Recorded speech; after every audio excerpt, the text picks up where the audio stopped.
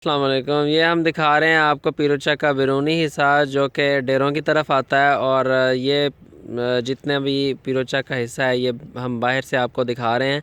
बाहर बाहर से ये तो आपको जो नज़ारा दिख रहा है ये गलियों में उतना ही। जी दोस्तों, देखें पीरोचक में शाम का नज़ारा।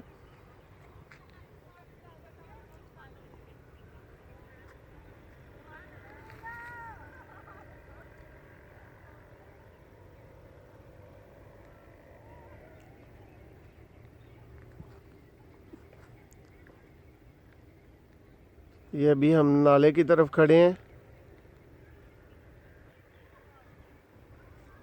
ये रहा जी आपका पीरोचक।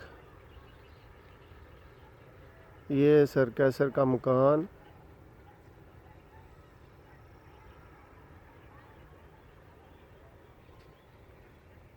बस एक मिनट